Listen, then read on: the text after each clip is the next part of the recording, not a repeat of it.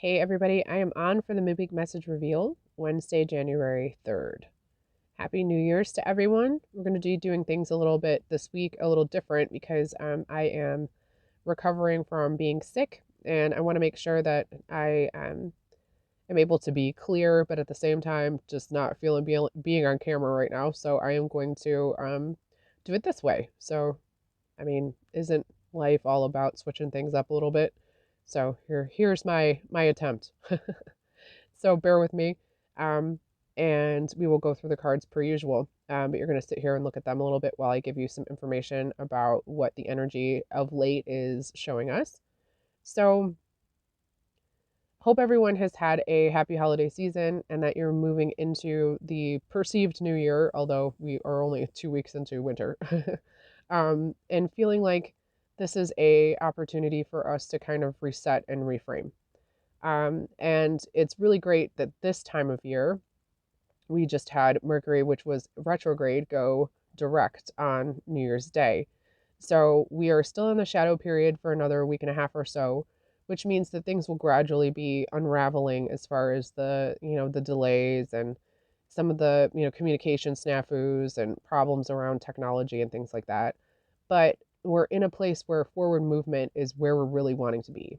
And another thing that's really awesome about this time of year is that we do not have any retrogrades, planets in retrograde for a couple months. So this is a really awesome time if you're wanting to start something new, if you're wanting to institute like a new routine, or if you're, wanting to change the way that you're doing things. This is the energy is going to support that sort of movement. It's also going to support movement in general. So you might be feeling like, maybe trying a different exercise routine or getting yourself out and doing some stuff that's more body focused or getting more in touch with your physical self. Maybe some more grounding practices, or if you're looking into, connecting with breath work, all of these things are going to be really great at this time of year for you to be successful in those changes that you're wanting to make to better yourself. Also, tomorrow we have Mars that is going to be moving from Sagittarius into Capricorn. And what this is doing is it's kind of taking the structure of spontaneity that Sagittarius energy brings and is really kind of changing it more into a reliable sort of work focused, organized sense of self with Capricorn energy. And, Capricorn is not all about the work, work, work. It is the half goat, half fish. But the goat side of it is the business side. And the fish side is the mystic, the magician. So it's a play between the energies of what is practical and what is worth working towards, and also being able to see the possibility and the magic in what you can bring to it as a unique divine individual. Okay? All right. So let's go ahead and take a look at the cards. I'm going to go ahead and just flip them over one at a time. So if you chose one, your card is 42. The word wants to be written. Get that all on the screen there for you. I am most drawn to the butterfly at the throat. Transformation happening here for you, one, through how you have been thinking of yourself, speaking of yourself, and how you want to be addressed. You might be feeling some things around your identity and the way that you have been tasked with, what your worth is tied up in, or who you are. Like when someone says, like, what do you do? Who are you? We usually list off all of the things that are roles that we play. This is an opportunity for you to change up how it is that you want to be perceived by others, that you first have to do it through yourself and through the way that you want to be spoken of and spoken to. Now, the butterfly is the sign of transformation, but also the connection to spirit. When you see butterflies in nature, it is, spirit energy of loved ones past who are coming through to kind of say hello. So you might be experiencing a lot of reminiscent or nostalgic sort of dreams where those who have passed are in your mind a lot, or floating through, or when you're sleeping, you're having dreams of these people who have come back. And it is really up to your interpretation, but I do believe that that those that have passed are just simply on a different channel, and are with us all the time. And this is just a way that you are connecting a bit more through your intuition and through your intuitive higher self that is allowing you to kind of have the guidance of those who have crossed, who are looking to assist you in better defining who it is that you are to you. The word wants to be written.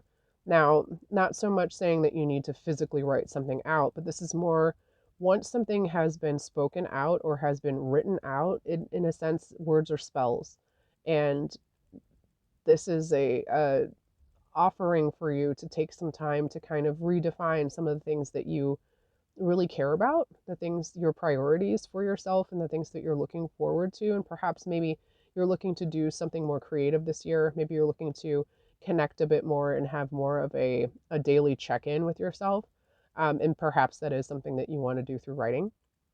But it's more about your ability to connect to your own inner guidance and know that you are divinely guided, that what you want and what you believe you are worthy of and can bring into this reality if you so choose.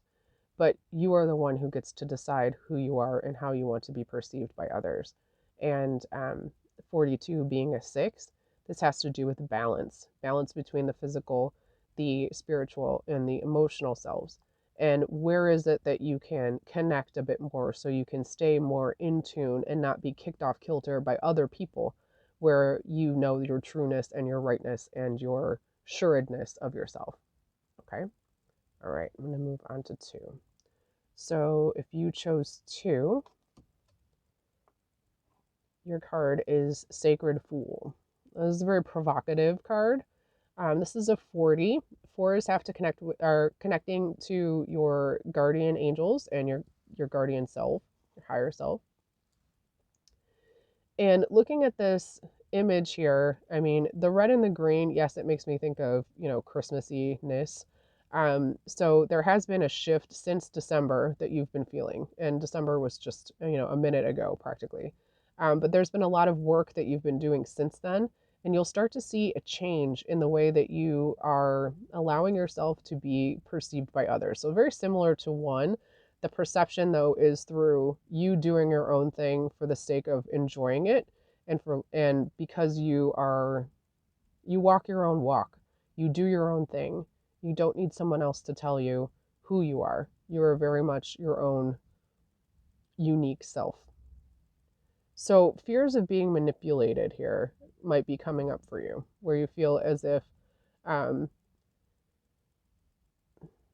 you're put into a place where you need to please others in order for you to feel like you're playing along. This is something that you get to cut the cords on. You get to literally cut the strings here of this little puppet guy. No longer are you in a place where you get to participate in being manipulated or manipulating through the ways in which you've changed how you think about yourself. It's okay for you to do your own thing. It's scary to be your own person, really, in this world. It's scary to step out and say that this is who I am and this is how I want to do things, and it may not be what you like, but this is who I am. And if you think about the Sacred Fool, it is a true power card, in my opinion, where the art on this card isn't necessarily something that I associate with the Fool. It's its own interpretation, but there is a sense of vulnerability here. And through you connecting with what it is that you really want and where your passions truly lie, you're able to access a different level of expressing yourself. And there's a certain freedom there. And some may call it foolishness, others may call it pure genius intuition. So follow where you're nudged.